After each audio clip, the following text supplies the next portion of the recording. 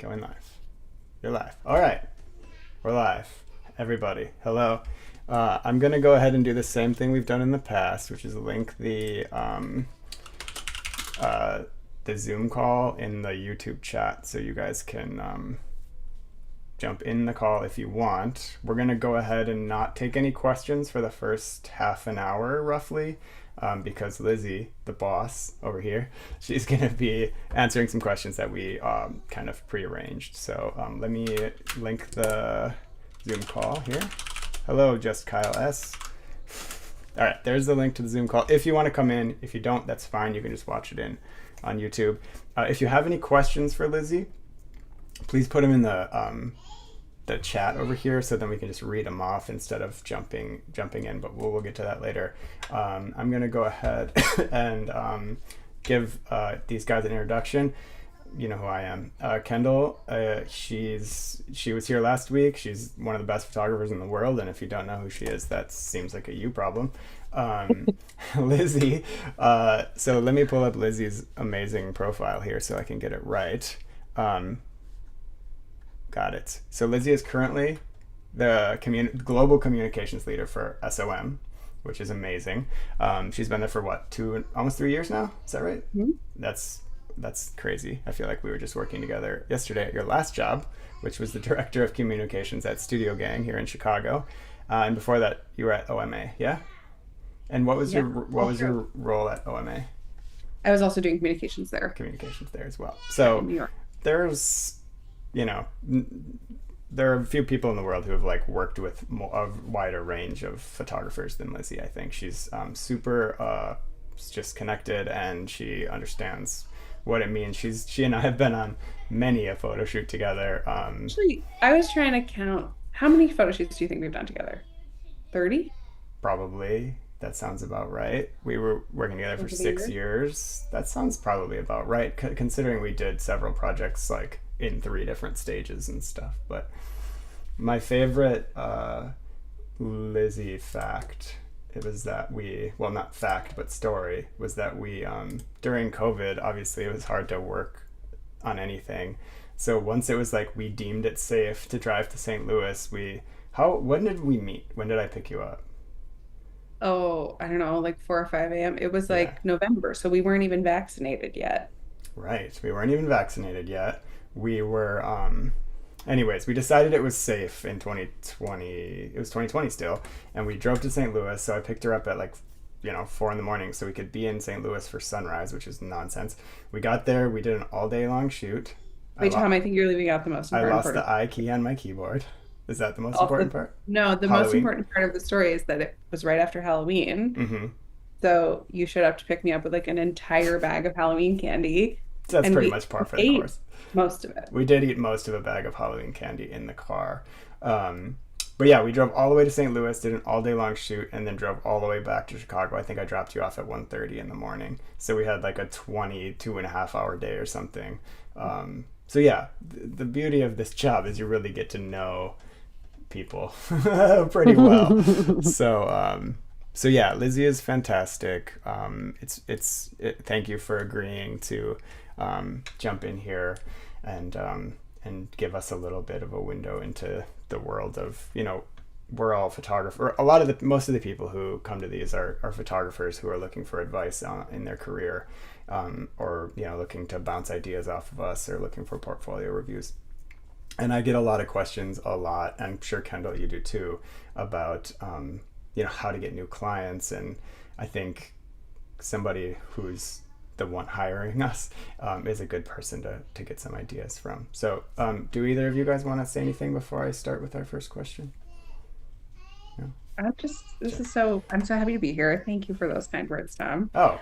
I feel very humbled to be in the company of so many creatives, because yes. I am not a photographer. Well, no, you're Lots of admiration for what you do. You understand it, which is a rare thing. There are a lot of people who get into the communications, roles, who understand really well something other than photography, if that makes sense, right? So they understand how photography is used, but they don't necessarily understand how photography works. And it's really helpful to have somebody who can translate the needs of the architecture firm to the photographer and can translate what a photographer is capable of to the architecture team. And I think that that's something you've got very good at after all these years of doing it. Maybe you didn't know how to do it right out of the gate because you're not a photographer, but I feel like you've done it enough that you really understand, like, when an architect is like, oh, well, we need 60 pictures. Can you send someone out for a day? It's like, no, no one's going to get you 60 pictures in a day. So let's have a talk about what you really need, or how we're going to hire a photographer for 3 days or what have you. So, so we have 34 people here. Everybody, I'm sorry that I scheduled this for the minute that Severance released. This is a terrible idea. I'm upset that I'm not watching it right now. Kendall, are you watching Severance? I am not. I'm confused by the premise of the show. I feel like every trailer I see, I'm just like, I don't, what's happening? It's so good. And it's in the Saarinen building in New Jersey. I mean, like, I'm sure I would enjoy it. But I have to start at the beginning. Do it. And do it there's now. a lot of, do it now. Just right leave. now. Should I just leave? Yes. It's That's on our screen. Just play it on the side. It's yeah, fine. exactly. I'm here, but I'm also starting Severance now, just on my other screen. Yeah, That's actually a very Severance. It is, yeah. Oh, see, I have no idea. This is your outie the premise can is be beyond on me. a Zoom call, and your innie can be watching Severance. Oh my god. Okay, so the first question I have is, in the various firms that you've been at, what sort of process did you see that, photographers were hired by, right? So, like, was it mostly relationship based? Was it people calling you? Was it people that you knew of? Like, yeah, what, where does a firm find photographers, for starters? Yeah. So, two little disclaimers I will give. One is that I have really mostly only worked for American firms, and I think other firms may operate differently. Fair. And the second is that in my current role, I don't really get to hire photographers very often.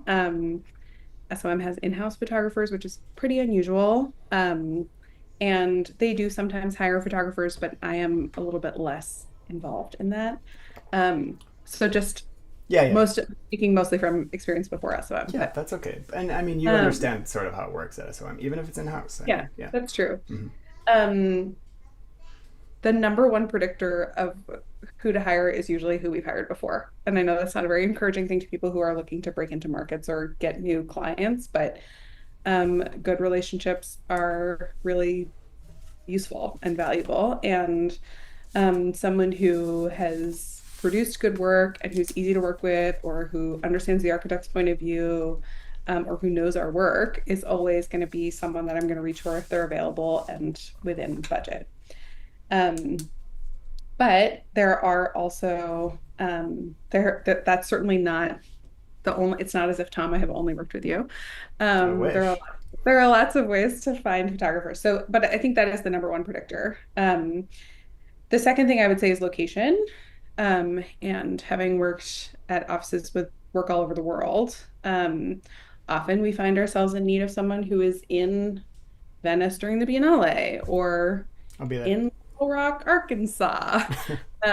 And knowing that there's a good photographer there who other architects have used, or who seems to have a good portfolio of work that's been published, or even just who someone knows. Like, I've hired a photographer because they were friends with an architect that I knew, and they were in the right place at the right time. Mm-hmm. So location is definitely a key factor. It's sort of one degree of separation at that point, right? Like, you don't personally know them, but they have a relationship with someone at the firm. Yeah. We've also, my producer now has hired photographers who he's found by jurying photo competitions. When he needed someone in a country where we'd never shot before, he knew folks there. So that's maybe another way to think about, like, a relationship that's maybe not a personal relationship, but some visibility. Sure. The third thing that I always think about when I'm hiring a photographer is what really is their area of expertise. Like, someone who's good at construction may not be good at interiors, and someone who's good at interiors may not be good at flying a drone or doing headshots. And those are all shoots that we would commission. So are you looking at their sort of, like, are you just coming across them from their reputation for doing that, or are you then, like, cross-checking against their website and being like, well, this person has I'm definitely no looking at construction. website. Okay. Mm-hmm. Often, if it's a photographer I've never worked with before, I'll ask them for a portfolio or some samples that are really tailored towards that kind of work. Like, can you show me workplace interiors if you have any, or can you show me construction shots where there were like active cranes? Sure. And sometimes they have it and sometimes they don't, but knowing that they know how to navigate those constraints, I think makes a big difference. And I've certainly had the experience of hiring a photographer who was good at one thing for something else, and they were not good at it, and it Sure. wasn't as good. Sure. Um, so expertise is definitely the third. And then I think the fourth thing, which is like the real kind of wild card, is someone with some kind of special relationship or skill set. Mm-hmm. So there are certainly times when I've hired a photographer because they have a relationship with my client, and my client will make it easy for them to get access to the project. Sure.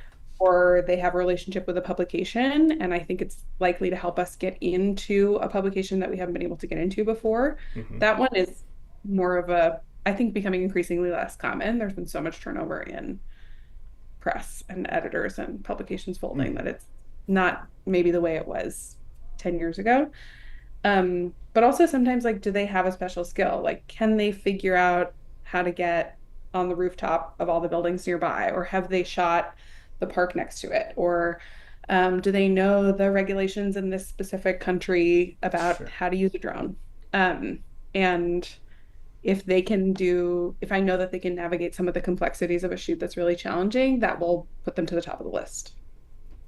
I Yeah. guess I think there's the question that comes to mind for I think a lot of people that would be tuning in too is that if these jobs are a lot about relationships and getting hired because of maybe a secondary relationship or a recommendation, how do people create those relationships? You know, if it doesn't sound like firms are really taking much of a chance necessarily on somebody, and it comes through recommendations, what's a way that a photographer can formulate a relationship with a firm? Yeah, yeah.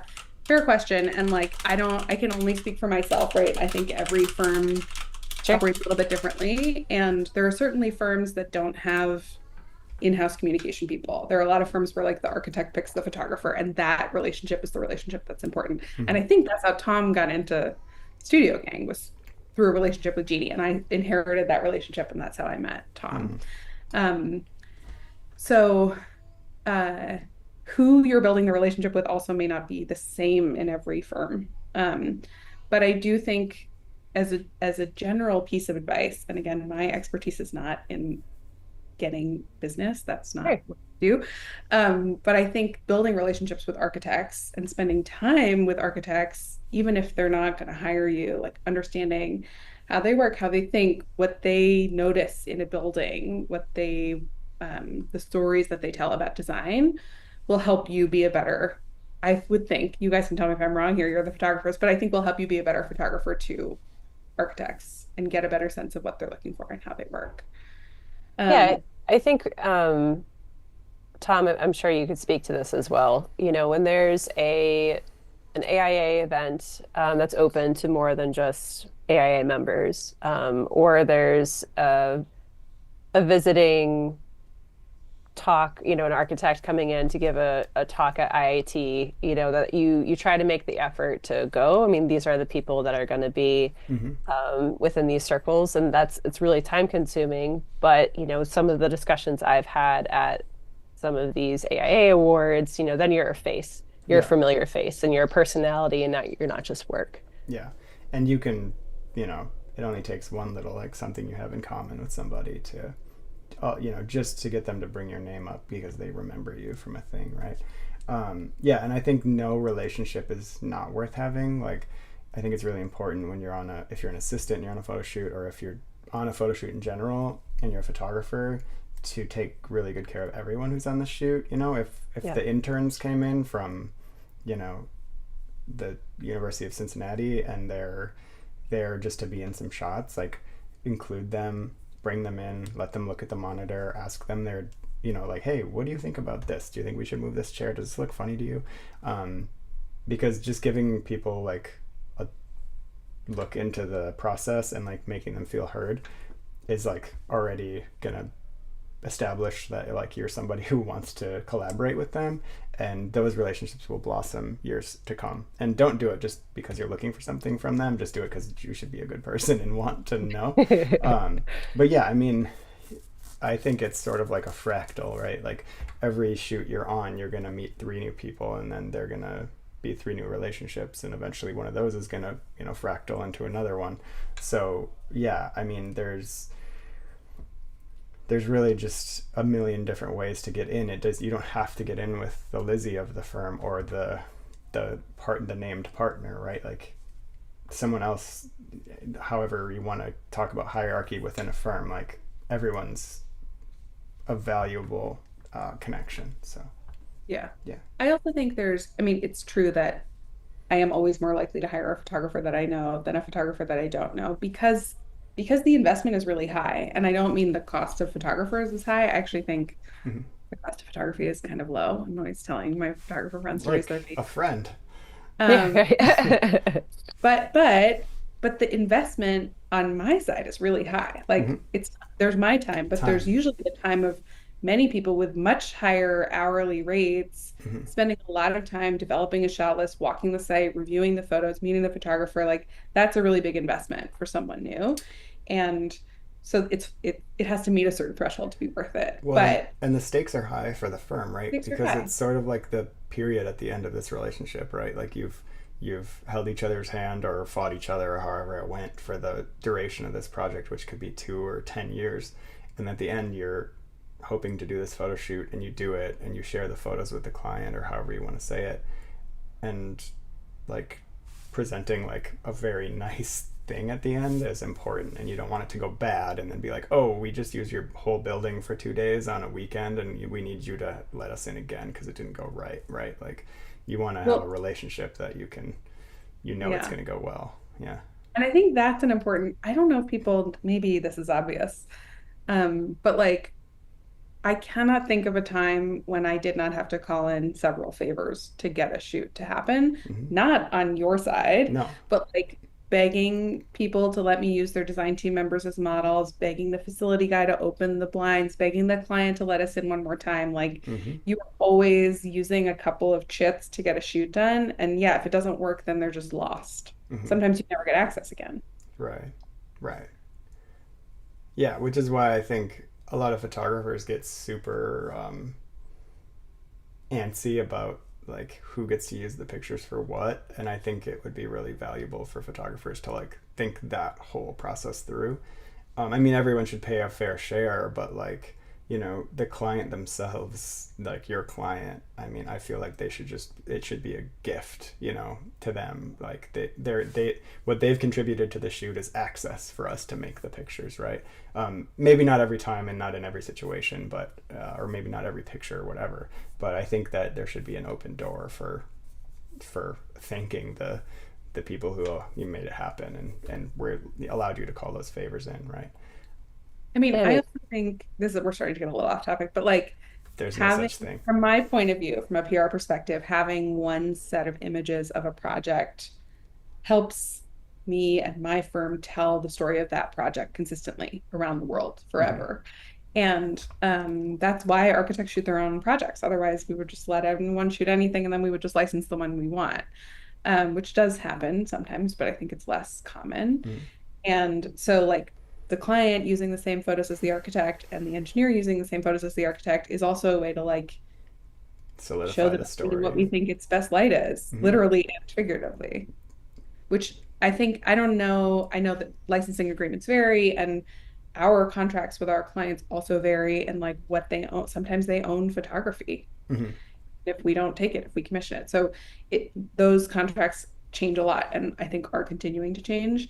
But there I think there are benefits that include exposure for the photographer the more images get shared. Yeah. Not to say that there shouldn't be a fee associated with that, because I think most of the time there should be. Right. Well, and I know another thing, Lizzie, that you deal with a lot, you know, on that same, you know, continuing this tangent, is like you want to have control over photography in a very tight way because of press reasons, right? Like press doesn't necessarily want to publish stuff that's been published, and if things lag on and the building has it shot, and then it's a bunch of, iffy photos that don't tell a story, and they show up in a big story somewhere else. It might kill an avenue for you to get it published elsewhere, right? For sure. Yeah. Yeah. So for sure. Important. And also, I mean, the other thing I will just say, which again, maybe people know this, maybe they don't, but like a lot of my time is spent making sure that places that are using photographs that we have paid for or licensed are using the correct credit line. And that's also something we do with renderings, and that's also something we do with drawings. But like I am constantly investing my time trying to make sure that photographers get the proper credit for their work, because that's in the contract that I sign with you, and that's probably time that like you don't know about or ever see again, or even know when I don't do it, because you're not getting a Google alert if your name isn't on it. But and I think we take that seriously. Yeah, I think you do, and I think most people do, and I think, I mean, it hurts when your name's not on it, or it hurts even worse when someone else's name gets put on it, and it hurts especially because I know that you have put the time into it, and it's just like, it still happens, and it's like, most people take it pretty seriously, some less so, but yeah, I think photographers can get really bent out of shape fast about that, when it's like, generally, like, you should assume the best thing happened and it went downhill. But I mean, you could verify it or whatever you want to do, but it happens. The press, more I'm not here to speak ill of the press, because I work with the press all the time, but people make mistakes all the time. Yeah, right. For sure. Like that shoot that Tom and I did in 2020, I think that was the same week that the local newspaper published an article about the building topping out, and they cited me as the architect. Do you remember that, Tom? It was I do. The funniest fake news I've ever seen. Like me personally, not even my firm. That's how you got hired at SOM, right? They were like, wow, you did that building. I mean, people make mistakes. It's You're true. multi-talented. Yeah. But so I think back to Kendall's question of like, how do you get hired? I think it's really like, make it easy for me to say yes. So like, do your research, like research on the firm, research on the work that's upcoming, research on who to contact, right? Like I am, at least at Studio Gang, I was the right person to contact. And it's true, you could get in by talking to an architect, but like emailing Jeannie Gang was probably not going to get you anywhere. Like you were probably not going to get a response, because she gets, I don't know how many emails a day, and doesn't have time to review photographers' portfolios. So like research on both ends. But also like really specifically, and maybe I can give this example of, this is not a photographer who I hired, but I would have hired if it had been the right opportunity. I got an email from a photographer that was like, I see you are exhibiting at the Venice Biennale. I will be there. I'm already shooting other projects. I have availability. I could bookmark this day for you. Here's my portfolio. Do you want to say yes? Here's the fee. And that he's left you no questions. The only question is like yes the or easiest no, thing in the world. It's easier for me to say yes than to email Tom and see if he's going and book him, right? So that kind of research really pays off. And I think that like acknowledging also, like nobody wants to be marketed to. And like I'm looking for people who I can collaborate with. And not to say that I'm going to have ideas about your photographs. I think I'm pretty respectful of your expertise, but I want someone who can like work with me to problem solve, because things always go wrong on shoots, and they always go wrong in planning shoots. Things always get postponed. Construction's never done when it's supposed to be done. The building never looks the way they said it was going to look, right? There's always like, I don't know how many shoots Tom and I have spent like with paper towels, like scrubbing floors. And so someone who like seems game and energetic and excited to problem solve is worth more than a good portfolio to me, honestly. So valuable to hear that, for sure. I think we want to talk about cold call emails just briefly. I think Kendall and I both get this question a lot, and Kendall even was just saying before the meeting that she does this same thing and is met with little to no success. I've never had success doing this either. I have not done a lot of it, to be honest, but which is like just straight up cold call emailing firms with portfolios and just saying like, here's my work, I like what you do, I would love to work with you. um, does that ever work? Is it worth time? And is there a better way, I guess, is the I mean, question. it does work. I have hired photographers that way. Hmm. I probably have only done it a few times. Has it been primarily location reasons, like you knew of them because they sent their location and it was somewhere where you didn't have a photographer already? So I remember doing it in New York, Hmm.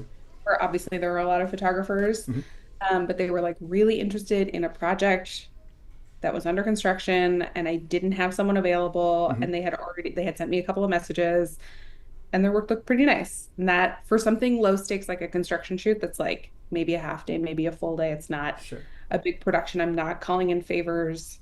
That's an easier way for me to test somebody out. Sure. And it also sounds like they did their homework right. It wasn't Yeah. just like a blanket, I just sent this to 30 firms kind of Yeah. thing. It was like they showed a specific interest in a specific project. They had researched it and they knew, like, Yeah. hey, would you try this? Hmm. Yeah. I think showing that you know our work and like our markets. Hmm. Like, Yeah, I mean, it's just to speak on what Tom and I were talking about a little bit before this was with the cold calls that I have tried to do, knowing that I haven't had any success. My thought is always, the worst they could say is no, or they just don't see it. They could get overwhelmed, but it might be worth trying anyway. I'll find a project that they're working on that I like. I'll talk about it. Um, I'll reference maybe something that I've shot and identify a couple projects that they might want to consider. But I think it's tough because when, like if you're pitching to a magazine, you don't want to put too much information in it because, you start reading and you're like, oh, I don't have time for this. So you're trying to pitch yourself in a most straightforward way possible while showing interest in the firm and directing them to your portfolio. So I think that it just kind of feels like one of those things that you try, either it's a hit or miss. And like you said, for you, Lizzie, it's sometimes you hire it, sometimes you don't. It's all situational and all the cards have to align for it. yeah. I mean, two little things that maybe are Sure. helpful. One is like if someone says like, I'd love to shoot your work. I'm really interested in this project. Here's a link to my portfolio. And this has happened to me. And I click on the portfolio, and the first thing is like a wedding photograph. No. I will immediately close it and delete the email and not respond to it. Well, I'll probably respond to it, but like that to me is like you have not. This is not for me, Hmm. so I'm not going to spend time on it. And I'm sure there are architectural photographers who also shoot other things beautifully, but like if I'm busy You also want and the I'm not seeing what I'm looking for, I'm not going to keep looking. yeah. Um, but the other thing, and I don't want to encourage people to do work for free because I don't think anyone should do work for free. But I have also, as I said, like bought photographs because someone shot our project So shooting instead. spec was going to be my next question. So perfect Yeah. time to segue into that. There's value in And that. I've bought like kind of bad photographs from people who have shot something that I needed a photo of. Hmm. I mean, not to say that we should all be striving to be bad photographers, but like But they had people it who and it are was probably ready. And not really pro, who are kind of amateur level trying to be pro. hmm. Right. So Yeah, shooting. you think there's Sorry. value in making a set of images of a building and saying, I appreciate the work. Here's a set of images. Not giving them to you, but saying, this is the portfolio. If you ever want them, come notify me. But I just want to show you what I'm capable of. There's more value in Yeah, that than just a cold email with the portfolio. You think? I think so. I mean, like there's a photographer who tags us on Instagram, I think every single day. Like I don't even look at the photos anymore, but like he takes a photo of some SOM building almost every day. He's clearly a fan. And I've never hired him, but like if I needed a photo of one of those buildings, I know where to find them. There's literally hundreds on his Instagram, and I could write him, and I'm sure he has hundreds more. Mm-hmm. Um, and there are situations where I would do that, where I need something last minute, or we need something for a proposal of a particular angle or a particular format that we don't already have.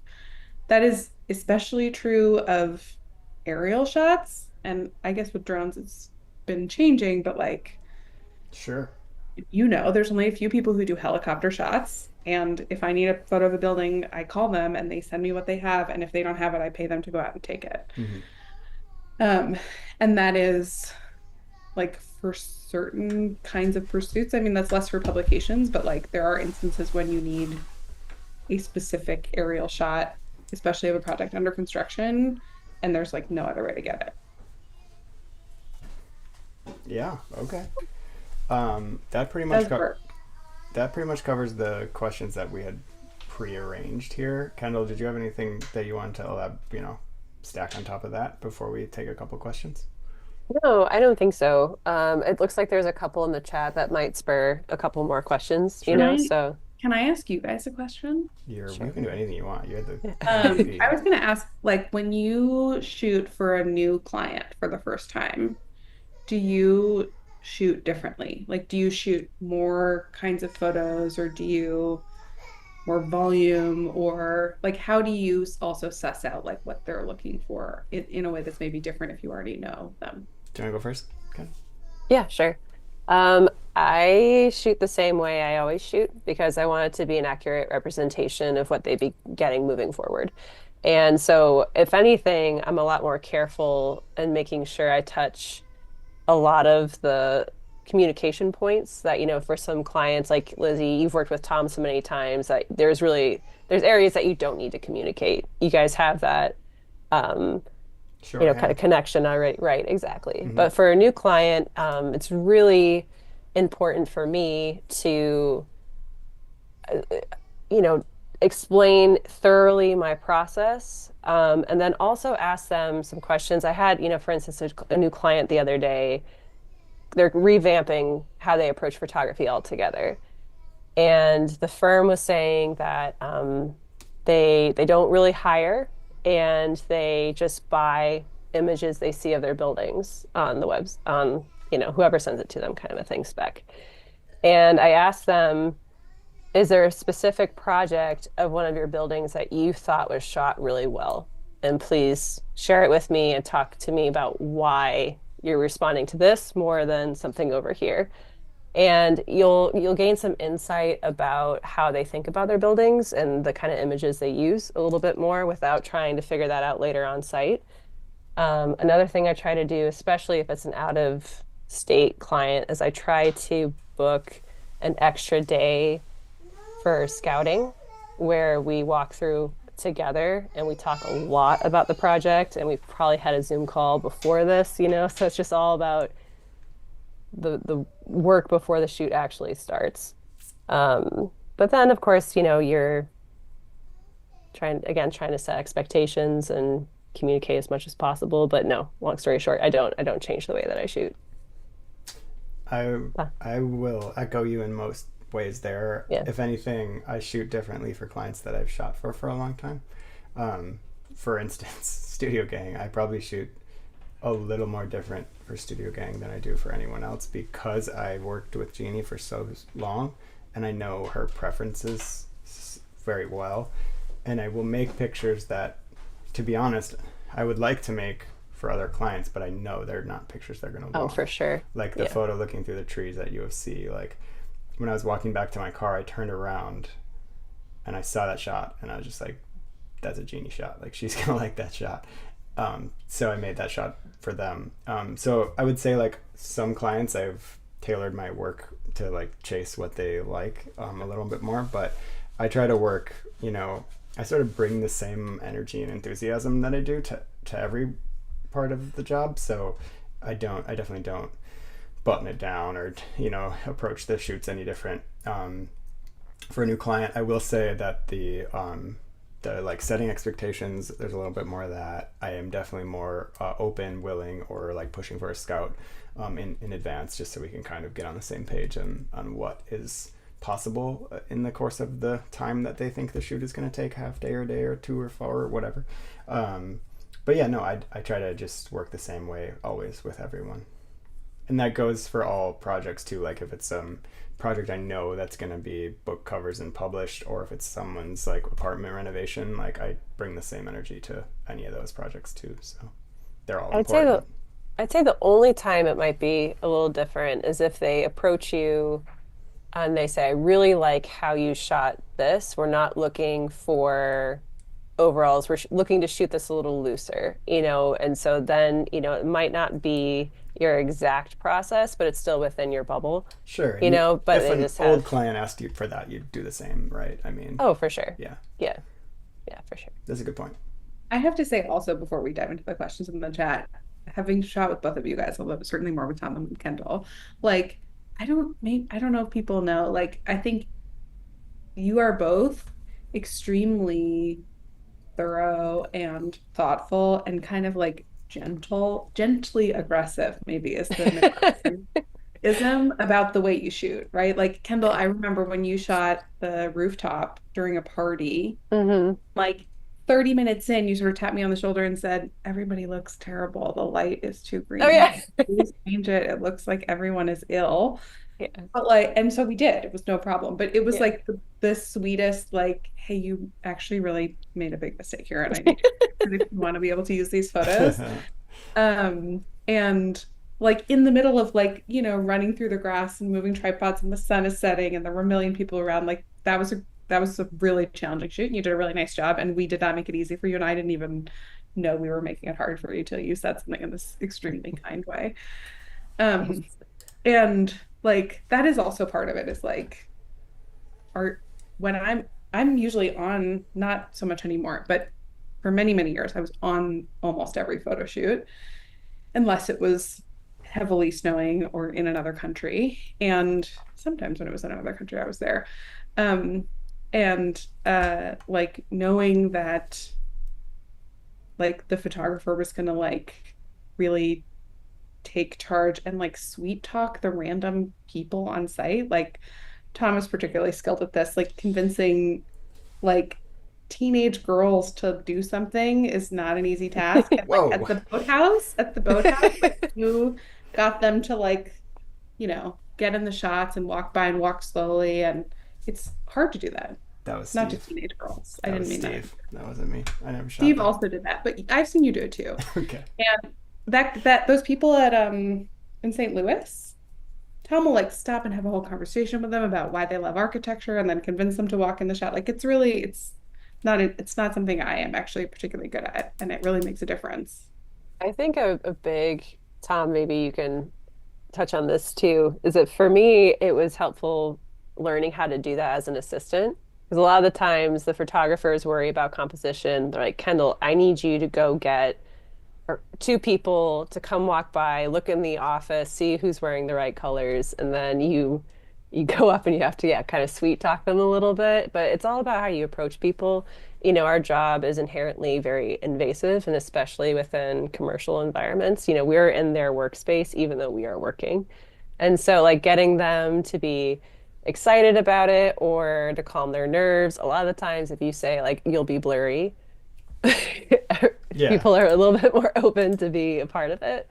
Um, or just, take a shot on your phone and like, here's the shot. We're thinking that we need somebody to sit here. So it's not, a close up of your face. You're just going to be in the room. It's like learning, kind of gauging their sensitivities and then trying to, yeah, sweet talk them over there. But that's helped me as a photographer too. Yeah, it's not easy, and just also being open to them saying no. Yeah. I sometimes approach people and just say, hey, you can say no, but this is what's happening. It's going to be in magazines. It's going to be cool. Are you willing? Yeah. A lot of times people are. Sometimes they're not, and that's fine. Did you have another question, Lizzie? You said you had a couple. Was that it? Do you have another No, one? I think that was the one. It's a good question. It'll come to me if there was no. Okay, fair enough. All right, we have questions in YouTube, questions in Zoom. If you do have questions, put them over in YouTube because it's much easier for me to see them on my current monitor situation. But Daniel says he's coming from a tropical country with unpredictable weather. How do you recommend the photography process goes with fees for a project? That I'm going to kind of summarize here, but a project that may get, it's going to be challenging to, because of weather or other constraints. I feel like we had this happen with the one up in Beloit. Like we kind of just like kept running into problems with like We had the wildfire the smoke. wildfire smoke, and then we had the snow thing, but not No good snow, snow, yeah. and then we had students with masks on, and we couldn't get anybody. It was just like, so Yeah. how do you like internally kind of go about handling shoots that are going to be like, we may need to try this a couple times? Yeah. Do you do like, he's wondering if it's like a day rate is better or a project based rate, or like how do you usually handle it? Um, if it is, we do have this sometime. We've actually had this happen lately because it's been unusually rainy in Asia Pacific. I don't know if that's where Daniel lives. Um, and so we've had a couple of projects that like we did a kind of flat fee. This is exterior photography Mm-hmm. primarily. And the photographer said like, we will keep you apprised of the weather. I am local They're to the local. building Mm-hmm. and I will try to shoot it when the weather is good and I will let you know when I have been able to capture this amount of photos. Um, I think we've been waiting like 6 months for those photos because the weather's been so bad. Mm-hmm. So, but knowing that it's a flat fee, we've already agreed on it, they're going to deliver it, and that they're checking and communicating with us, that works out really well for us in a situation where like we don't have someone on the ground and they're local Mm-hmm. and they can sort of shoot it when they want to. And Tom, I think you even did this with Lincoln Park Zoo. Like you Yep. just kept going back when you had free time. Yeah, I think I charged a day. Like we agreed on a day rate, but I was gonna be there for like two sunrises and like another couple times whenever the weather was really good, like it was a foggy thing or for whatever it was. But Yeah. I think we just had agreed on a rate, and it like made sense for me because I was just gonna run over there for 2 hours a few different times, and it was just gonna be over the course of a season. I do this with people for winter too. They're like, we Mm. really want snowy shots of this building, and I'm like, great, I'll charge you a half day. I'll get you 4 snowy shots when it It's snowy. snows, if it snows. So it's been like four Yeah. years on some of these projects, but yeah, that's a good question So though. I it's think a there's good nothing question. wrong with doing that, like just like quoting in a different way for a different problem to solve. Yeah. Yeah. And I think also like I don't like doing this, but we do sometimes shoot the interiors and exteriors on completely different time Oh yeah, frames. Kendall, I'm Um, sure does that too. I've done that Yeah, plenty of all the times. time. yeah, Yeah, like interiors are usually when we're calling in a favor. I mean, sometimes it's about cleaning the building and that happens at a moment and then it's never going to happen again. exactly. Um, and that saves you all a lot of time in retouching, I Hmm. think, when the building is clean. But like shooting the interiors when we have access to the building or when people are going to be in it or when people are not going to be in it or whatever, it depends on the building typology. That's much more limited. But the exterior, usually you have more shots at. Yeah, yeah, that's a good point. That Learn was how to the make photography puns and realize. that was the second part of the question, was like, if you're calling in chips and favors, how do you navigate it with there's limited opportunities like that? I will also say that like every once in a while a shoot just has to happen on a day, Yeah. and you just have to do your best. Like be okay with shooting on a rainy day and understand the advantages, however small they may be, that a rainy day may give you. Like you may just get one great shot and it's a cool rainy shot and there's reflections in the water on the street and there's a car blurring by and it's just like moody and cool. Don't just be like, oh, it's a cloudy day, I'm gonna make a bunch of shitty pictures. Like make them. Well, famously, Tom, my favorite photo of the boathouse is the one that you took at the ribbon cutting, Yeah, this in the snow. which Hmm. was not, I don't know if you already talked about that on the series, but like you were kind enough to agree to shoot a ribbon cutting, which is not something that you normally love to do, I don't think. Yeah, you didn't look for Because photographers with ribbon cutting portfolios. You it was just because we needed someone and we knew you were available. We knew you were going to shoot the building and we needed a shot that day for, I don't even remember why. And you actually ended up getting this incredible shot of the building after the ribbon cutting that yeah, is just like I would one of my favorite never. photos of all time. It only happened because I was there. Like I wouldn't have been if it started snowing at my house and I raced down there. The snow would have been melted by the time I got there. That's Spindrift. Those are the best. They're the best sparkling These are water. the best They're the ones. best. Yeah, I like the blood orange ones, but yes, they're the grand champs of the sparkling water. Um, yes, there's be open to it and just see what happens. And if it, yeah, just do your best. If it has to happen on a rainy, snowy, cloudy, whatever day, short day, long day, just make it happen. I also, Go and ahead. I don't want to glamorize doing free work, but I have had photographers shoot under less than ideal conditions and deliver the photos and then come back to me a few weeks or even days later and say, like, I really wasn't happy with these. I went back, I shot this shot again when the weather was better. That's not free I work want though. you to I don't have, think that's free work. That's Yeah. that's caring about your job and your client and delivering. And your craft. Like that's just Yeah. like I know you need these, I'm gonna get these to you, but for me, like I would have called this a weather day if we could. I couldn't, whatever.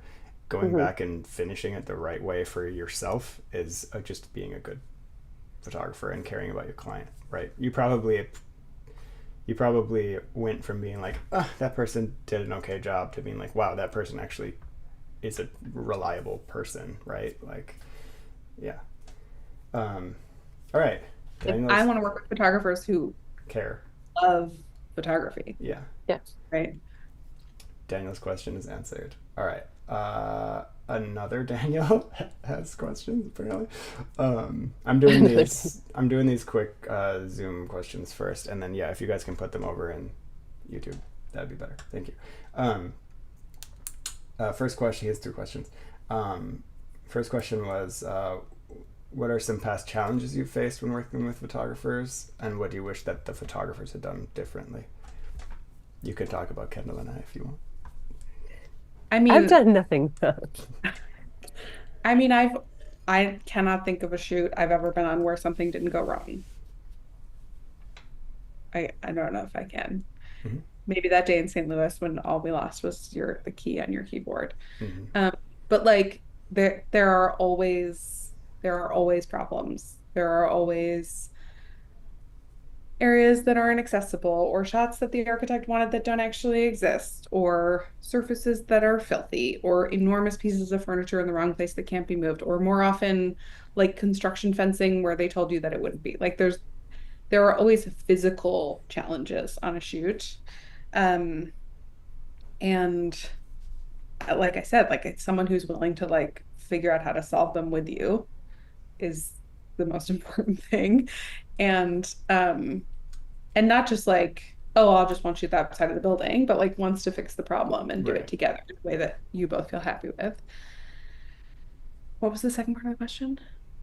Is there anything you wish, like, if can you think of a Oh, specific case where somebody did something and you wish they had done it differently? But I feel I like mean, you've answered that. It's like, yeah, I will say most of the time when I have very, very, very rarely had photographers deliver bad work, like work that I couldn't use, maybe like twice in my career. And um, I think that that is as much the fault of how they were managed that day on site, what the brief was, how much information they were given ahead of time, as it is their abilities. Like, I sure, don't think there's so many factors that go into a good shoot it's that a collaboration. it's hard to point to one and say it was this. Yeah, fair. Yeah, I Um, think Go ahead. just to touch on the things going wrong on site and needing to push through it.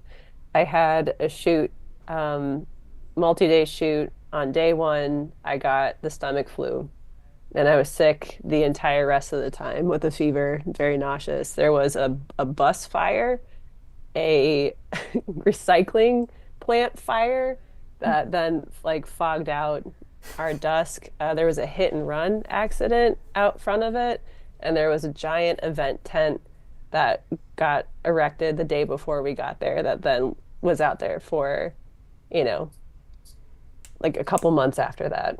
And so it's like we shot to our abilities as well as we could with the support of your client and your assistant. And I had to go back to pick up a couple shots.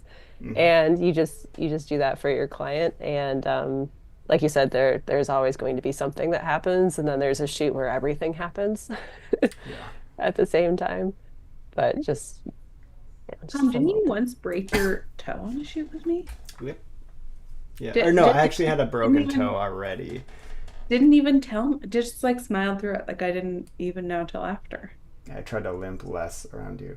Yeah, that was UFC, and it was like the longest day ever. And I had a broken toe, and I was making it the big toe, and I was making it through the day, and I was, it was like how many? Is it three buildings? Is it two? UFC. It's sort of three combined. Yeah, But yeah. anyways, we were on one side, and I was like, I have to go over and see what the light is like in this other building because there's like a certain there's this big tribune stair and we wanted light to be coming in, but I wasn't because the building is kind of curved and anyways, so I had to go and I couldn't just like know it in my head, so I like ran up and scampered up the thing, and then I needed to like look from the top of the stair, and I was jumping up the big tribune stairs, and I shorted one of them and jammed my toe, and I was like the worst pain of my entire life. I just like sat down and just like nearly cried, and then I limped through the rest of the day. I remember I had a Jimmy John's sandwich and sticking out of my back pocket because I couldn't finish it. We were so busy that I had like taken 2 bites, and then I was just like wrapped it up and put it in my back pocket, and then like every 3 shots I'd be like and then keep running to go. But we got a lot done that day. That was when we had 2 photographers on set that day because it was like the That was day like we that had one got. day Yeah. when we had access to the building, so we did as much as Is possible. that also the day that I flew the drone there and they got real mad about it? No. That was the first time I ever had Jimmy John's though in my life that day.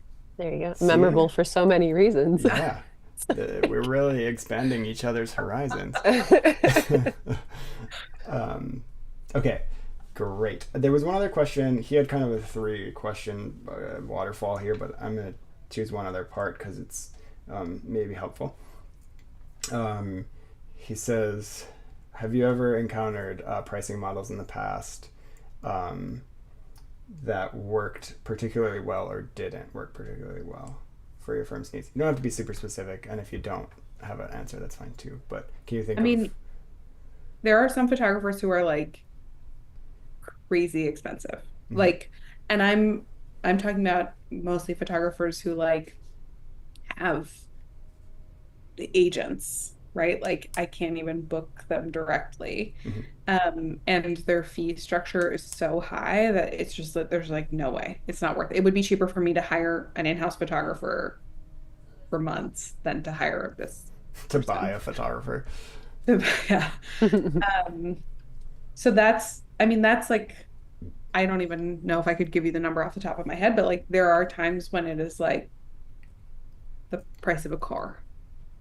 And at that point, it's like probably not worth it. My budget is not huge. Hmm. It's a lot bigger at SOM than it was at Studio Gang, but like it's not millions of dollars. It's not even close. Hmm. Um, so that's certainly one thing. I think also having very, very, very high licensing fees for third parties is tough for the reasons that we already talked about. Hmm. Um, if I have to spend thousands of dollars to give images to my clients, that makes it hard. Yeah, if it doubles the cost of the shoot, right, for you. Um, we also, I mean, I do sometimes work with photographers who do, especially construction, who will do like short-term licensing fees. Mm. Like it is often the case, especially if you're doing, let's say, a tower and it's just topped out, but you're waiting for it to get clad. I Hmm. would love to license a photo of it topped out that's like just for my website and just for 6 months. Like that is a great pricing model for me. And also maybe a way for you to work for me for the first time because you have that image that no one else Hmm. has. That's Um, an unexpected thing to hear. There's actually, I mean, there's value in it for you yeah, totally. because of the short term, because of the situation. Interesting. Yeah.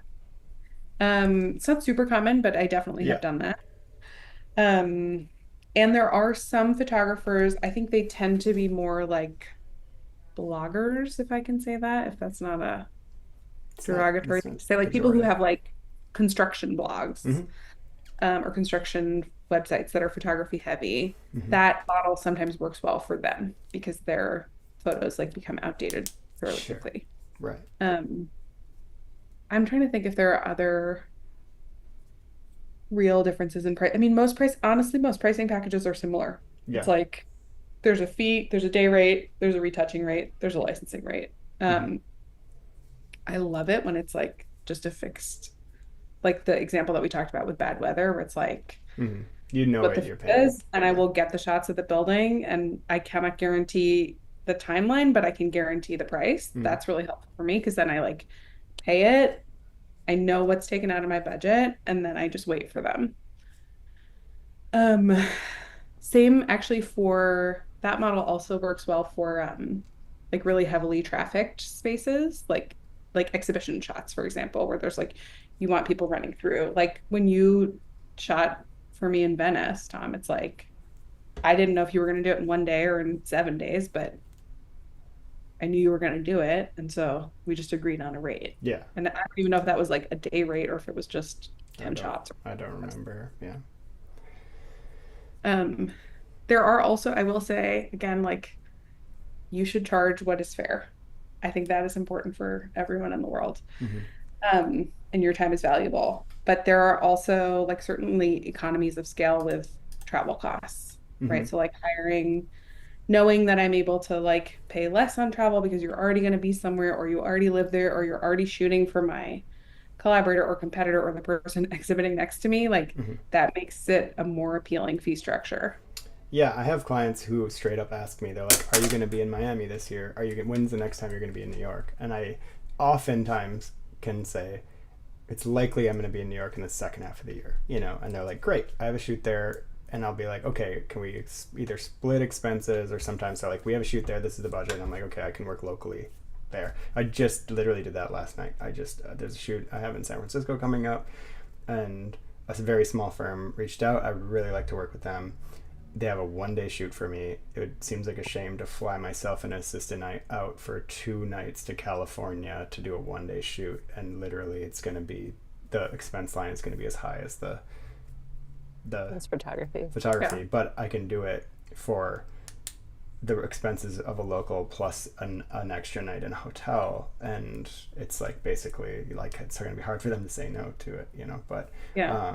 And conversely, I have a photographer who I really like who lives in a city where I've never had a project, and he calls me every time he's coming to New York or Chicago or San Francisco on another shoot and says, hey, I'm going to be in San Francisco in October.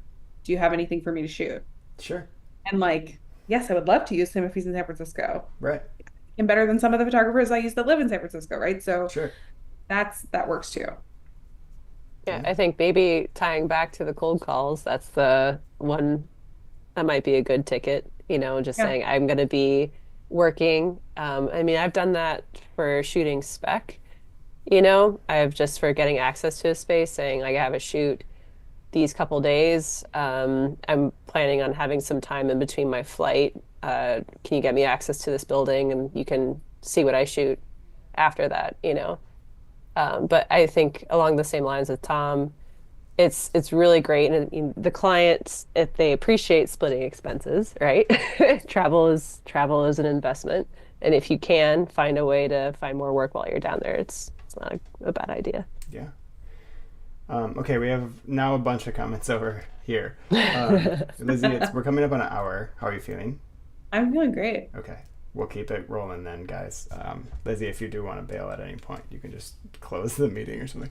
Or text me on the side and all. Gaffer, Corey Gaffer is here. A great photographer, an old friend of ours. Up in Minneapolis, St. Paul area. He's wondering around how many projects a year does SOM photograph, ballpark? Ooh.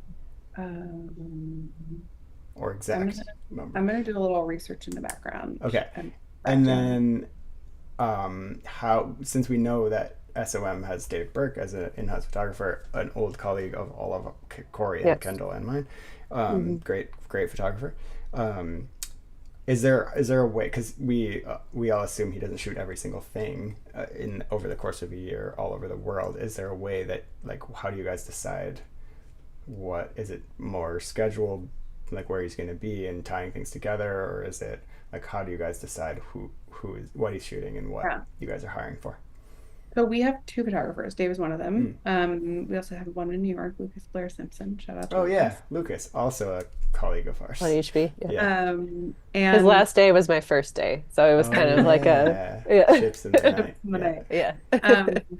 Dave is in Chicago. I actually didn't realize he was like, his role was a photographer. That's great. Lucas also does a lot of the producing. So Mm-hmm. he does like, well, actually, you should have him on. He can talk about his role, but Yeah. There you go. Well, he sure. does headshots and he sets up a lot of the shoots and he does a lot of the coordination. But he also finds outside photographers when we need them. I see. So some of it has to do with geography. Like if it's a project in Chicago, 90% of the Oh yeah. time, shoot it. If it's a project that is drivable to Chicago, same thing. Mm-hmm. Um, most of our work is not in Chicago. Right. And it's a combination of like, is it a really high priority project? Do we want a lot of images of it? Like we get more images sending our team than sending an outside photographer most of the time Sure. because they have a little bit more flexibility in terms of timing. They have a little bit more access to the site usually when they're with an architect or Mm-hmm. construction admin person. And we get to see everything. Like they don't cut down their Mm-hmm. raw files before we review them, before the architect reviews them. So generally we get like at least double the shots when we send them as when we send another photographer. So if it's a situation where time is really tight or it's really high priority or it's local, um, or it's like a really difficult, amazing project, then we will usually go in-house. I think we shoot between 50 and 75% of our projects in-house. Mm-hmm. So a lot. I mean, they just got back from a big trip to Asia, so it's not only local shoots. We do try to bundle them when they travel. Sure. Makes sense.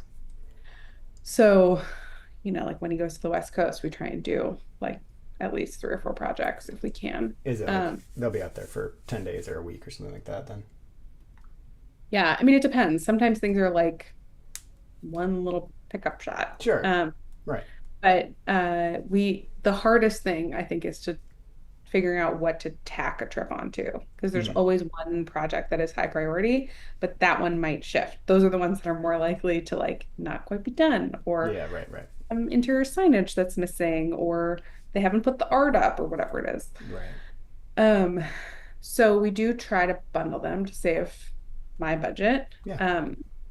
And we also end up reshuffling. I mean, there's a lot of reshuffling that especially Lucas does all the time. Mm-hmm. Like if we do this week, can we do that this week? Mm-hmm. It's like a And bunch Dave of also comes to New York and shoots with Lucas. They as a duo can do more. sure. That's the other thing is like we have situations, a lot of situations where we can have 2 photographers on site at once. Right. And then they do video capture and photo and they're sort of assisting each other and bouncing ideas off each other and like they collaborate really well. Mm-hmm. That's I good. guess the video ties into a question that Conrad had here on YouTube. Says, Lizzie, among the global need for video documentation, does SOM have conversations about implementing architectural video? We use video a lot. We every time we shoot a project, almost we capture video now, even if it's just like a little reel. Sure. Um, but video is huge. I don't know what you guys are seeing, but like our clients want video, our potential clients and pursuits want video. Um, like animations of proposals are going up. Video interviews with designers are increasingly common, especially outside of the US, especially in Asia. Like the video needs are just totally through the roof. Mm-hmm. And as I grow my team of non-photographers, of like architectural communications and PR folks, I'm increasingly looking for people who have an interest in video, who like know how to edit video or are interested in using it in social media or interested in capturing it. That's been a huge value add for me. I think it's like, I don't know if it's like the TikTokification, like everyone just wants like a moving image. How long are those videos for you guys? Just a couple seconds, We don't minute? do we don't do a ton of like standalone social media videos. Hmm. Our gang used to do like 5 to 7 minute videos of like almost every project. That was also several years ago, pre-COVID mostly.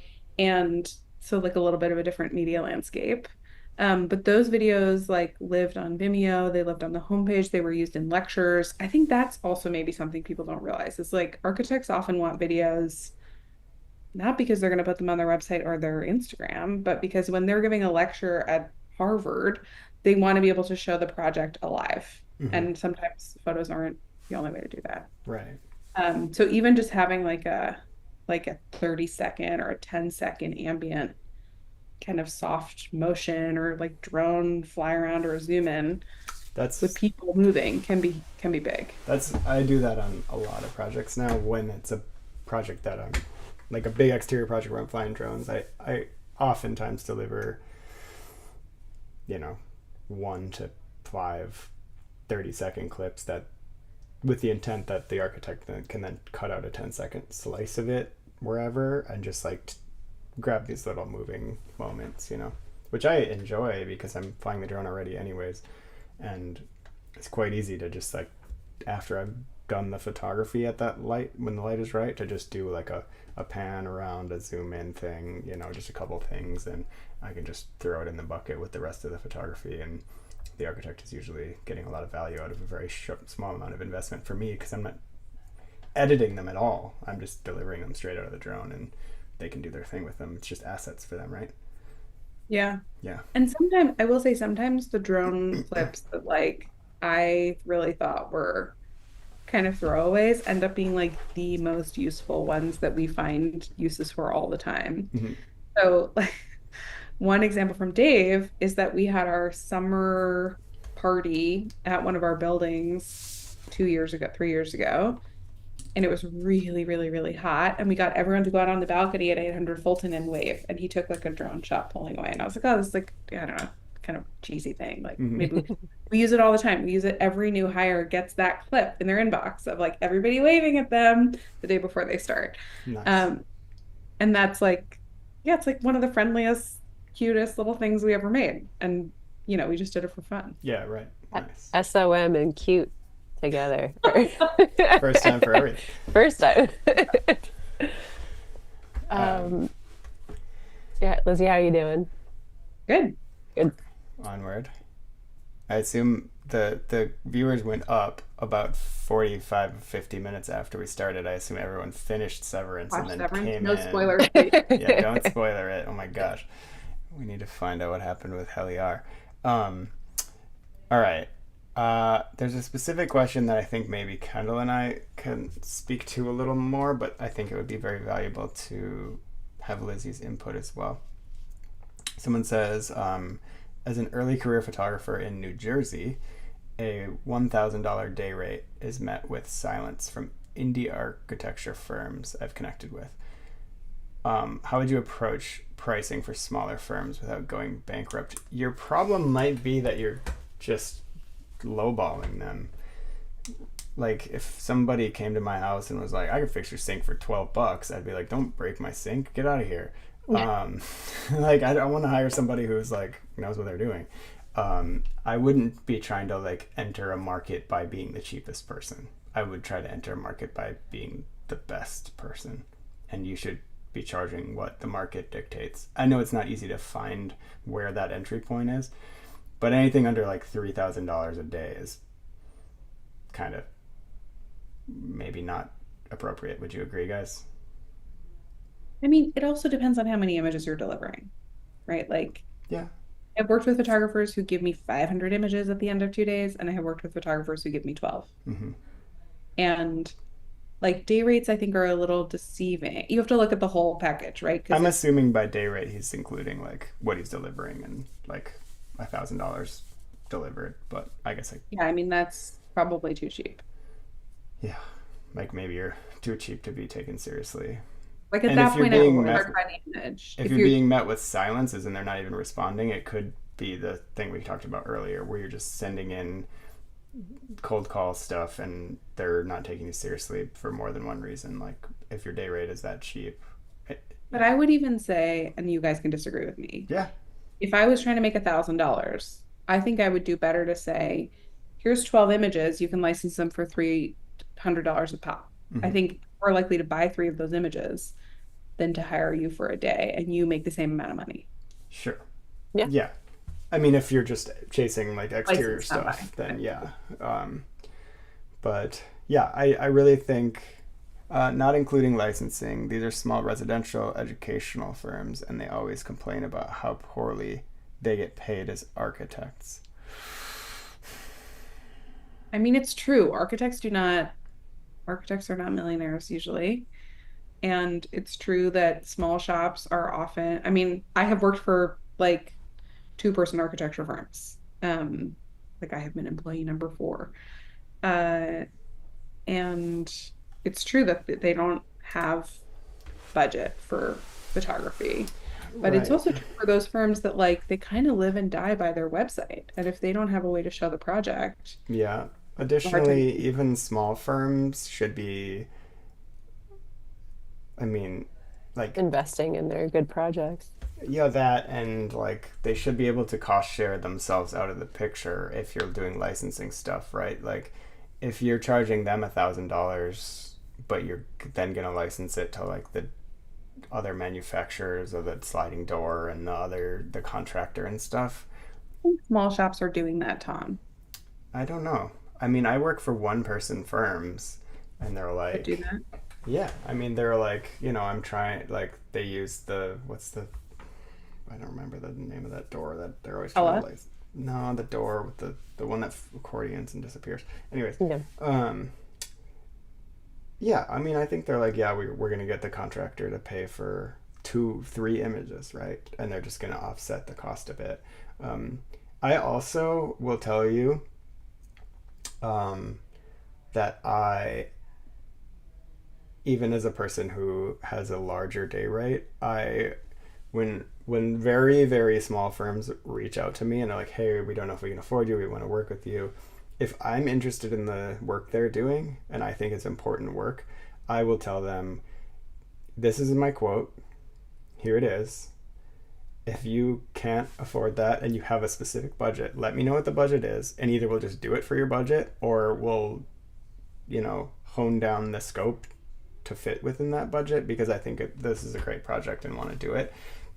But I'll only do that one time, right? So, like, if it's one of their first couple projects and it's just super important, they really want it to be photographed well, I'll help them out with the expectation that they'll come back and use me the next time. And then sometimes they don't, and that's fine. But, you know, it's hard for me to answer your question. I mean, I think that developing the relationships and getting people to come to you is important. If like you're not going to be able to, if you're doing 20 shoots a year and they're $1,000 for these people, it's just not gonna. You just have to either not do that or do something else because it's not going to work for $1,000. You will go bankrupt, as you said. Yeah, maybe I try to think of a also, cost sharing model, Yeah. like we mentioned. So I'm not sure if that was explicitly clear, but the way that Tom and I work is that we have a rate where our main client can bring in participants, third parties to help cost share the shoot up until the total cost of the invoice. Hmm. And there's a specific period of time in which they're allowed to do that. And that is a really great way where if they are not paid a lot, you also deserve to be paid for your work. But, it's a great way to help split cost. And a lot of these residential projects, maybe there's a designer, maybe there's even a lighting designer, a landscape designer, um, right? What kind of doors, windows? I mean, Pella, I don't know. I'm sure they'd buy something. There's explore that option and just see if that works better for you than what's been going on. or Yeah. like just go work for the developer. Like developer architectural photography is different than architectural photography, right? Like they are looking to sell like real estate photography, right? Sales, marketing suites. Like I don't even know if either of you guys do that kind of stuff. But like developers are the ones who pay the architects. They're the ones who have more money. So I mean, I don't know what these residential projects are, but like that would be another way of thinking about it is like pick a different client, which is a slightly different style. Yeah. All right. Moving on. There's a question about that you had mentioned sometimes you get budget or estimates that are just so high above the range that you're expecting that you just can't work with those people. Jeff wants to know if do you ever go back and negotiate with them, or do you just toss them Yeah. and move on? You do. Yeah. No, we definitely have. And I think there are like markets that have changed pretty dramatically in the last year, or Mm-hmm. even I was just reflecting before you guys joined that this is the lockdown anniversary today, 5 years. Like the Oh, jeez. costs of things have gone up and down in ways that I don't think any of us expected. Mm-hmm. And like there are some markets where like all the fees for everything have gone down. And we have gone to our photographers in those markets and said, like, is your rate still the same? Or is your rate also down? And in Mm-hmm. most cases, they have said it is also down, but I hope you appreciate that it will go back up. Mm-hmm. Um, but yeah, I mean, again, like I really think people should be paid fairly. I don't Right. want architects to have a reputation for being cheap about photography. Um, but I also think that like architects love creative solutions, right? So like what you're talking about, Tom, of like, okay, maybe we change the parameters of the shoot a little bit, or Sure.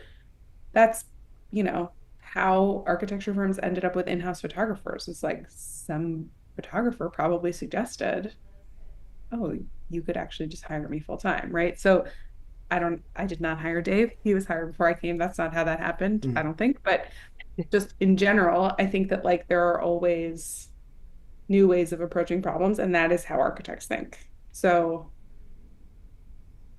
I mean, we could come up with a bunch of different ideas about Right. this residential fee structure, and like Mm-hmm. architects would too. And so I think it's always a conversation. Yeah, I mean, if people are, if you're getting an actual response, you're not just getting ghosted with the $1,000 thing. Just ask them what they expect to pay, because at some point it's ridiculous to ask for less than that for an entire day, and then the post production and stuff. Like, nah. Um. Okay. Good. Yeah. I mean, just to jump on top of that, when I'm quoting for I don't know, if someone writes me from a small market and they're like, hey, we're thinking of flying you in for this project and blah blah blah, we've never worked with you before, we've only worked with local photographers or whatever, you know, again, if it's a project they want to do, I will say, here's my quote. um, this is what I typically charge everyone. If budget is a problem, we can talk. Like, I'll just like leave it open if I think I'm coming in really high, and like, please just let me know, and we can, if we can't figure it out, we can't figure it out. But at least I just leave the door open. Generally, people don't negotiate.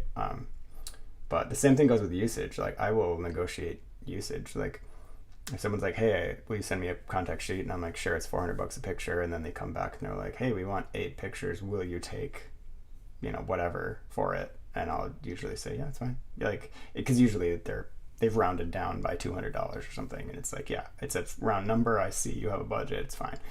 But yeah, it's when you own the business, it's easy to just round the corners off a little bit. I think we're getting through most of these questions.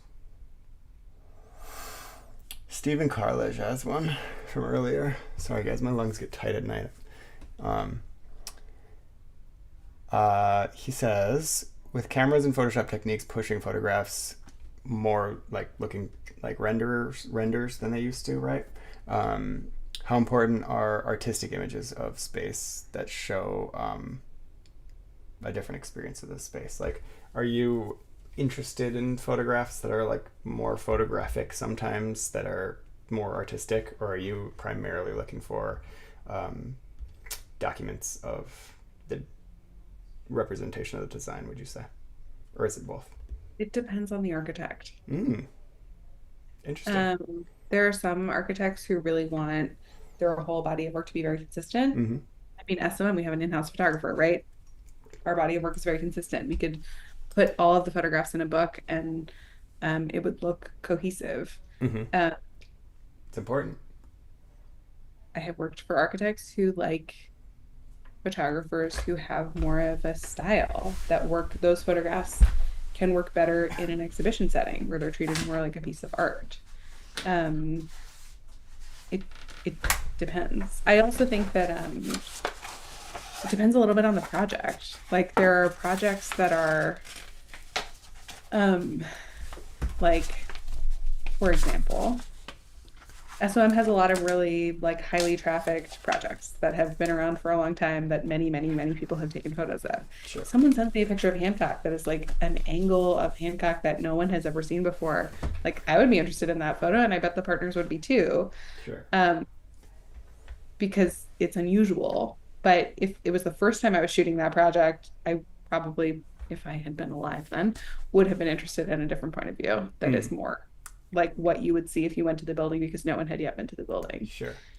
Um, So it sounds like there's room for it, but you shouldn't just be doing that. Like, right? I think Like, there's definitely room for it. I also think this isn't total, maybe this is implicit in that question, but um, I have always worked for architects that are really interested in showing life in their buildings mhm. and people and activity and which context. which SOM I think is good at now, but I think they were a little maybe late to the game of Yeah, doing I that. mean the old, the what was the amazing Tumblr that was like a satire of Dwell that was like alone in the modern world that was like all Mm, these beautiful houses with like one balloon or mm, whatever. sure. And that was like a real 90s 2000s way of thinking about Yes. architectural photography. Yeah.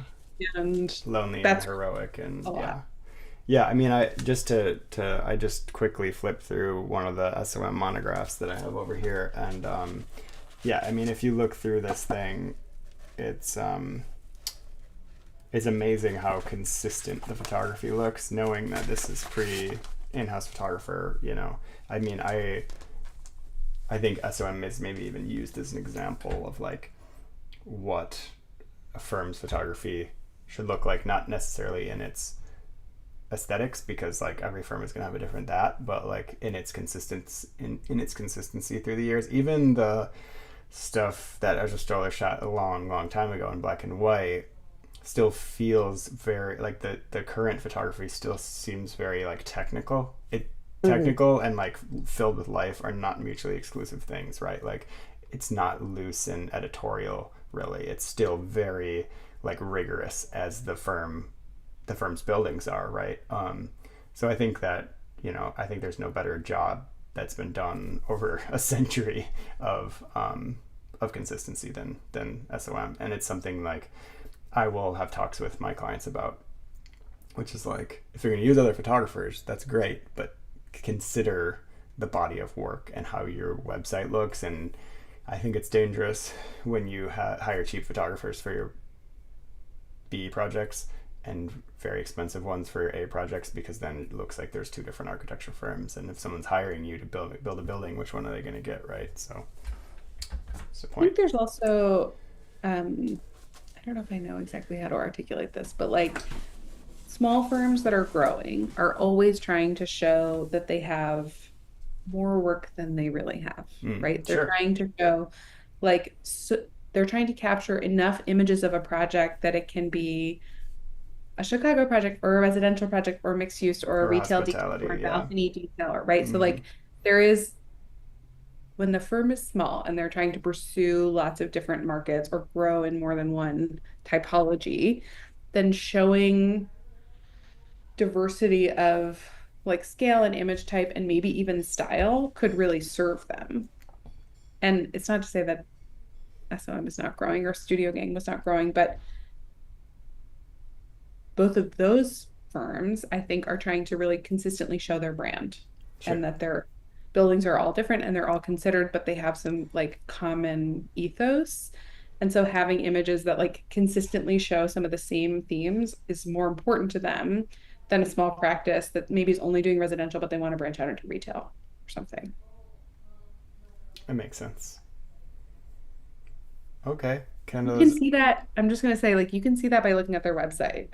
Like, is their website like chaotic and has many, many, many, many, many projects and images? Does it filter in lots of different ways? Can you tell that you're seeing the same project twice in two different ways? Is it like a grid of little images? And if you really pay attention, like that's a clue, right? As opposed to maybe a website that's really clean and super curated and is just showing you like one image of a project Mhm. at a time.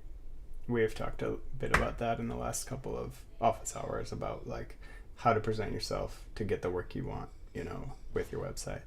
Very good question, or a question that will hit home a lot, I think, with all ranges of photographers. Was just asked.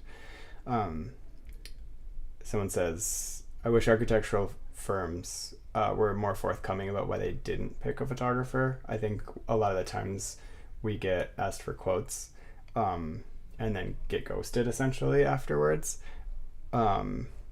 which at a certain point in your career, I think you're just like, you expect that as part of the churn, but it's still, particularly in shoots you really wanted to get, it hurts.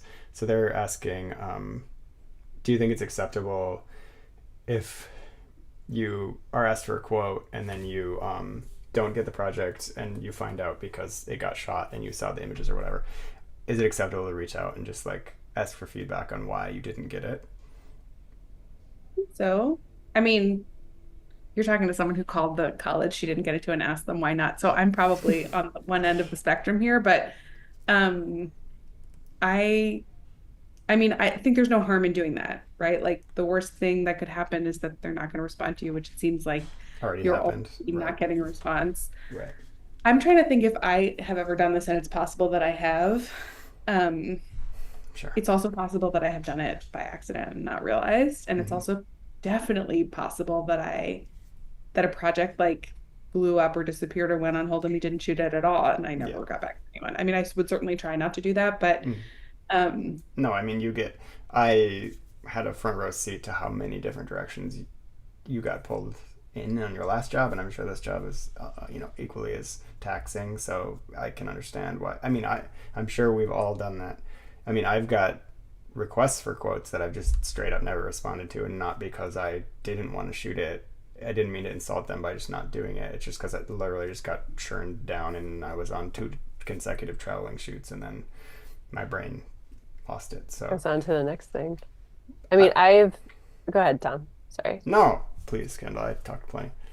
The it's happened to me for one particular firm that has asked me to quote over the years, I'm gonna guess about 6 times, Mm-hmm. and I've never booked a project with them. And the last time they sent me a request for a quote, within the email, I talked about like more than happy to quote this for you. I'd love to work for you. Just letting you know that this is the 6th time I've quoted without being hired. So if you please look at the quote, if you have any questions, let me know. Or if there's something about my pricing structure that's not sitting with you, I'd love to talk about Open it. dialogue, yeah. Very open dialogue. And I just don't hear back. So, crazy. and it's just one of those things where if I see a quote come in or a request for a quote from this company next time, I probably just won't respond to it. It's a lot unless it's a project I'm very interested in, but Just tell them I your don't. offer only. Right. But it's like it takes some effort to quote and some time. And, when you're consistently doing this for somebody and then never receiving the job and then not receiving feedback as to why you're not getting the job, it's like, I just don't. Yeah, it's like the follow-up question is they feel like sometimes they're asking for an estimate just to like benchmark another photographer, and making sure I mean, that. that's definitely possible. Mhm.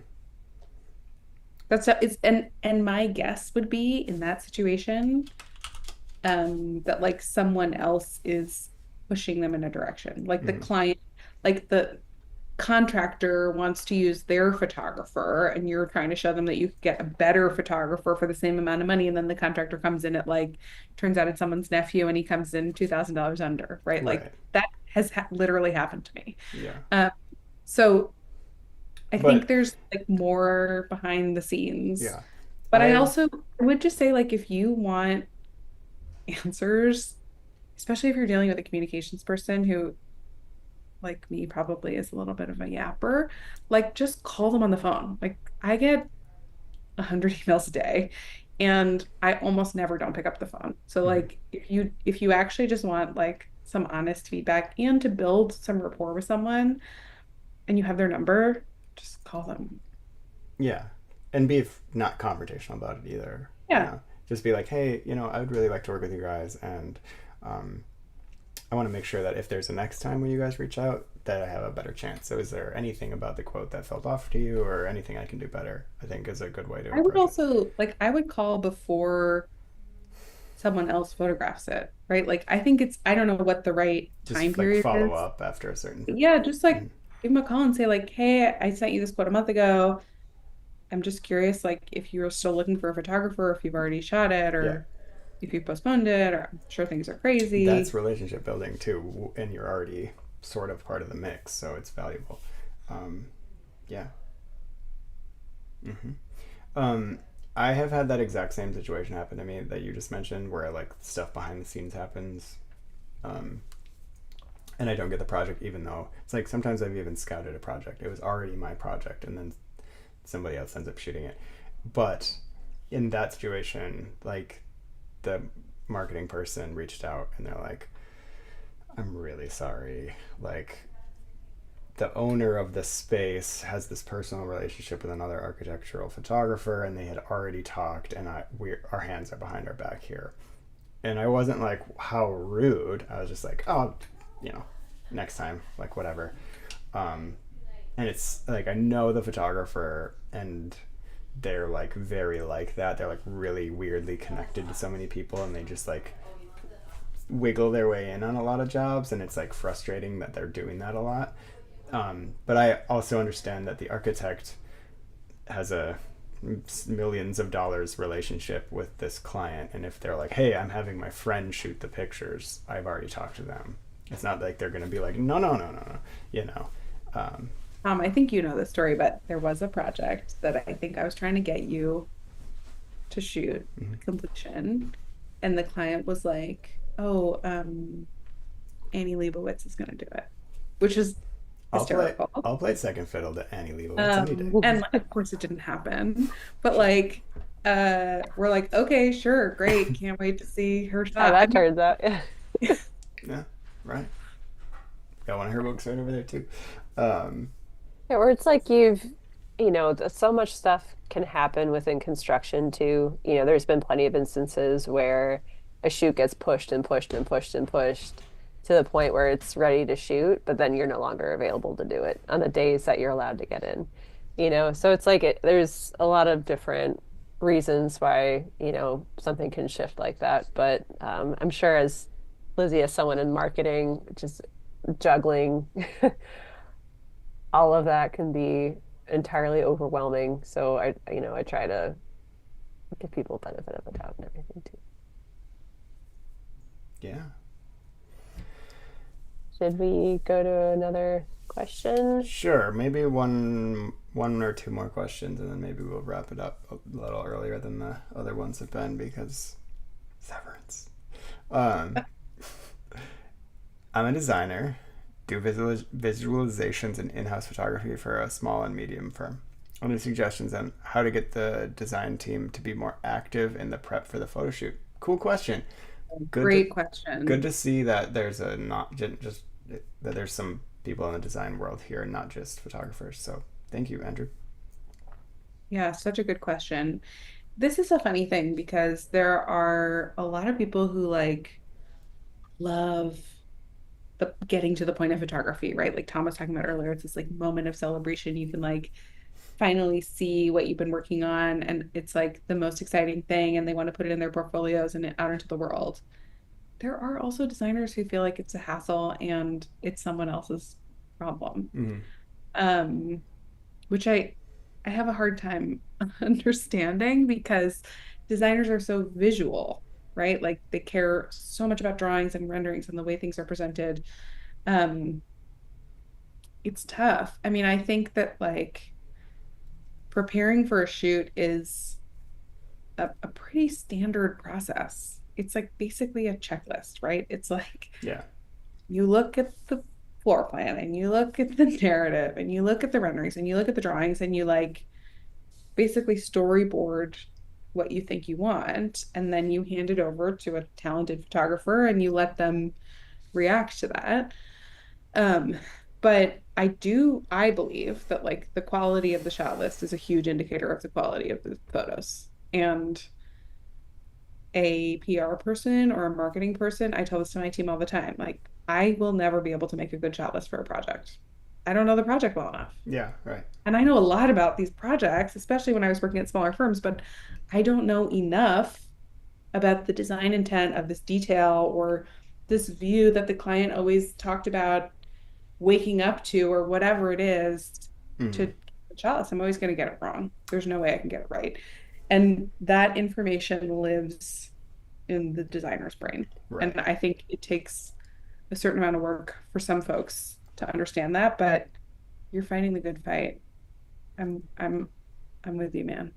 And when Lizzie says shot list, I think it's important that because I worked with Lizzie a lot and I know what she means. It's more like she's trying to convey this story that needs telling, not like we need these 16 shots. Please go make these exact 16 shots. So you don't guys have to worry. She's not one of those people. But yeah, I think it's There's a marked up floor plan involved. yeah. I mean, there's like a shot list, but there's always room to tell the story through photography with the shot list as a starting point. Correct? Yeah, Yes. yeah, for sure. Mm-hmm. Yes. And yeah, that's why it's important to get those people involved because they've been living in the space in their head for the last X number of years, and you're only there for a day or two. So hearing what they have to say about it is really important, whether it happens on site or, Zoom or whatever. But yeah, involving them in some way is important. I mean, Tom, you might have better ideas about this or Kendall, but I think if people are resistant to like sitting down in a Word doc and like writing out the brief, I would just try to get them to walk the site with you and ask them questions and audio record it and then try to extrapolate from there. Like they may not be able to like think in words. I'm not trying to be disparaging of designers, but like it might be hard for them to Mm-hmm. Mm-hmm. sit down at a blank page and articulate it. But if like if you Find walk a a time to just project with an architect, they have a lot to say about yeah. Even if it's this. like stuff And they don't want to see, it's equally as important as yeah, like what's important for them to tell the story. Yeah, maybe try to find a time where they're going to go punch anyway. If you're working in house with them, they're probably going to be popping over to the project at some point, especially residential. Maybe just tag along and see what they're talking about, see what the clients are talking about, ask them questions. And at least in that way you've made your own you've done your own research. yeah. Um, I always learn more about a project by hearing the architect or the lead designer describe it to someone else. So like if it's a press tour, I will try and go or send someone to like literally just go audio record it and like pay attention to like where do they start? Where do they go first? How do they describe going from the first place to the second place, right? Um, do they like start outside the building? Do they start across the street? Do they start by describing what was there before? Like all of that helps me understand how they think about the story of the design. And that can be with a member of the press, but it can also be like with a group of elementary schoolers, right? Like the audience almost doesn't matter. It's just like hearing an architect tell someone who hasn't seen the building before what it's all about. I think there's a lot of information about it in that. Yeah. Yeah, definitely valuable. Um, all right, so last question is going to be from earlier on one I missed. We're not going to get to every single one, but yeah, let's do one more here. Kendall messaged it to me and then it's also over here. But in regards to finding new clients, what are some of the pros and cons of being part of a firm like Hedrick Blessing was, or Homeric is now, versus being independent? So I think Kendall and I can answer this from two different perspectives, but the same perspective. But Lizzie, I'm wondering if like you ever saw value put on like the representation of like someone being part of Esto or Hedrick Blessing versus like an independent contractor, whether it was like, oh, we're gonna have to deal with extra stuff, or oh, we know that they're they come with this like minimum bar that we know they're over, so they're going to be good enough, you know. Well, this is I think this is not maybe where you wanted me to go with this, but We'll take it. We can handle it. like conglomerate aside, I don't know what we want to call these, like Yeah, what do we call agency. these group agency aside, it is really, I do really appreciate working for photographers that have someone else who does their admin. Mm. Like someone else who handles like scheduling and billing, who is a professional at doing that, Mm-hmm. will be more responsive, they're more available, Mm-hmm. able to pick up the phone, they're not on a shoot, makes it easier for me to work with them. Now, I say that knowing neither of you guys have That's okay. admin person, but to me that is a huge advantage of even sometimes just like one photographer. It's not like a big agency, but they have a full-time person who just deals with admin. Like I love that person because they're great. I mean, Nice. That's good like people who are good information. at admin like make Yeah, the that's world go great. round. And when I'm When trying to like figure something out, it's easy to work with people who have support staff. when Kendall's firm buys me, then we'll hire a admin.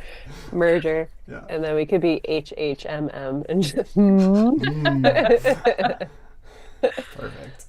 Um, that's good. That's good. So that's a advantage to That's a total advantage. And that again, that doesn't have to be an agency, but even if it's a big um photographer who has that but it for helps. them. Okay, Yeah. cool.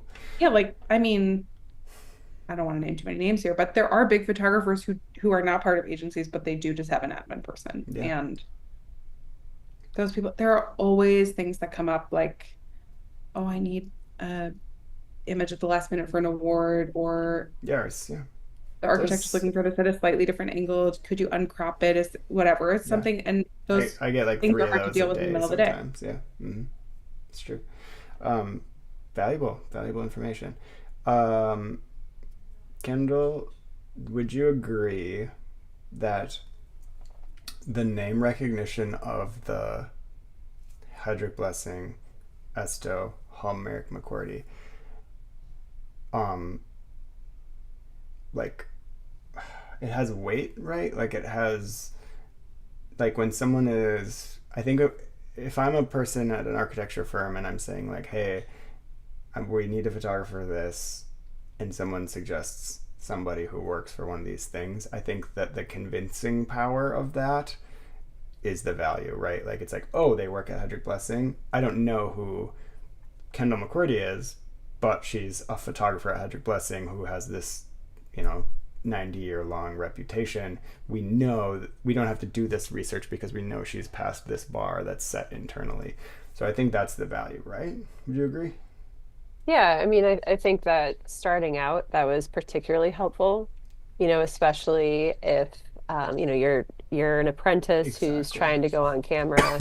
You have a reputable studio backing your name and saying, I can't photograph this project, but I think you should try Kendall. Mm-hmm. I think she's great. She's a little new, but it'll be a reduced rate if you have a budget. So there are absolute benefits, especially with working with clients who have worked with the firm for a long time, as well as new clients. Mm-hmm. I would say at times there's a little bit of a double-edged sword, where for a long time, Hedrick Blessing was considered to be really expensive. And Even when they eventually weren't. right, Mm-hmm. exactly. So they had a reputation also of, being very strict in how they shoot, which, again, at some point, I think that was also true. But, as far as I mean by deliverables and stylistically, potentially, and I think that individualism, as far as the photographer went, grew more and more as the studio got older. I don't know if you would agree with that, Tom. Yeah. Um, Yeah. but I think what's interesting now is that there are less people within the industry that recognize Hedrick Blessing. A lot of people are retiring, and so a lot of people within the communications or, new architects don't necessarily know who Hedrick Blessing is. Yeah, I think So, 10 years ago, when well, I guess I left 9 years ago, but when I mhm. left HB, everyone I talked to was like, oh, you're a photographer at HB. And now when I talk about it, oftentimes I have to then explain what Hedrick Right. Blessing was. I have to give them the little backstory, and they're like, oh, cool, that's interesting. Yes, I also think the disadvantages of working at the firm is the consensus building that you need to do anything, right? So, like, Hmm.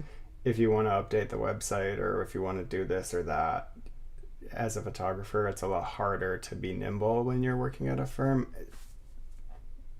I mean, I think that there's exceptions to all the rules, but I found it rather like I had one hand tied behind my back a lot of the times when I was trying to do something new because I had to like convince other photographers it was a good idea first, which isn't always a bad thing either. Like sometimes they probably prevented me from doing something stupid, um, but yeah, and then so yeah, when I left, I had people who hired me. Interestingly, people who I never worked with at Hedrick Blessing hired me immediately when I left because I had worked at the firm and because I now don't, because of the double-edged sword. Like they thought I was cheaper then, which I wasn't. I was charging the exact same rate that I, give or take a couple $100s, as I was when I left Hedrick Blessing. But I had people tell me like, oh, we I'd be like, why did you email me when we were on the shoot? Like, what made you reach out? And they're like, oh, well, we knew you were a Hedrick Blessing, so you knew we were good. And now that you're on your own, we can afford you.